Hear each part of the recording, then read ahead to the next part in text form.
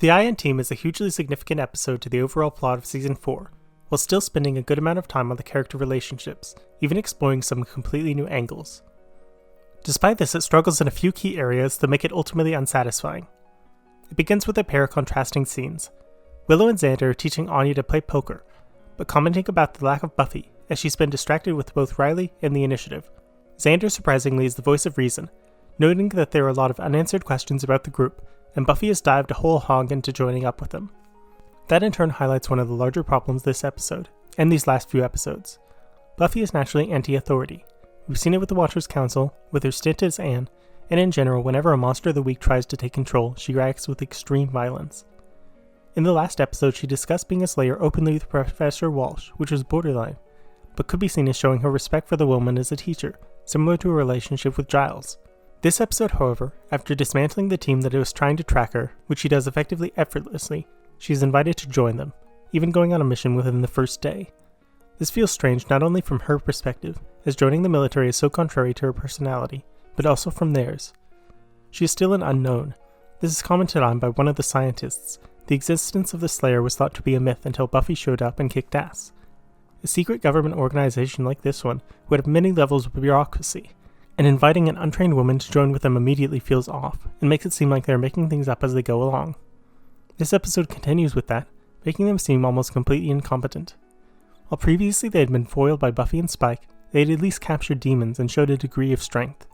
Here they get easily beaten by Buffy, some of their agents get beaten up by Spike who can't harm humans, and they can't track him down for hours. Similarly, when Professor Walsh decides Buffy is a liability, she arranges for an ambush, with the expectation that the Slayer will be killed by two random demons due to a faulty weapon. It's such a shoddily executed plan that it even undermines the character. Even just having another couple of demons would make it more of a threat, but two is barely a workout.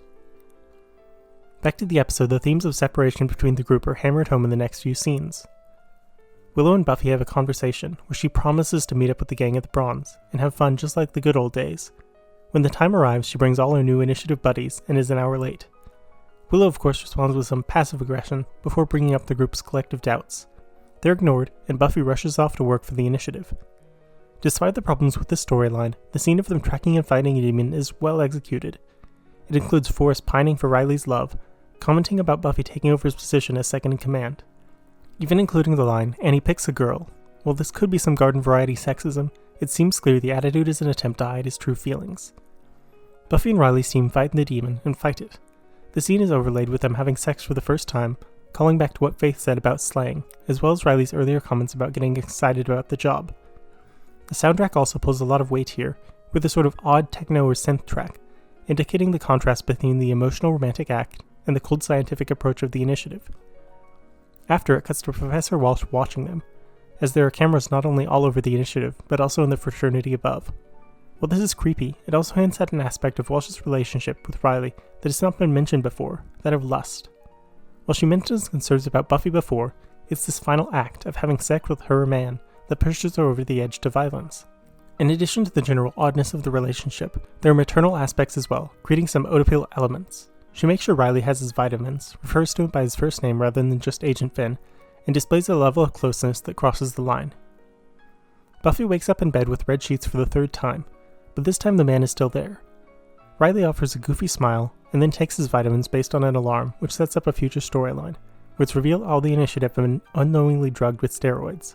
Buffy returns to her room to find Willow also having been gone for the night. Her storyline in this episode is getting closer to Tara, casting spells late into the night. While it's still subtext, the romantic hints are growing, and will soon manifest.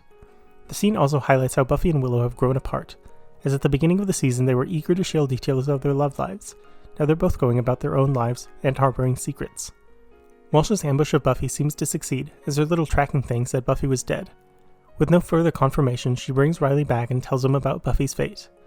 Note that her whole combat encounter took likely under a minute, which makes the timing of everything feel odd, as Buffy pops up in the camera feed and reveals she survived, outing Walsh's actions to Riley. He walks away from her, abandoning the Initiative. This could be an interesting plotline, with the Scoobies having insider information but the Initiative being well funded, and we could further explore the dynamics between Walsh and Riley.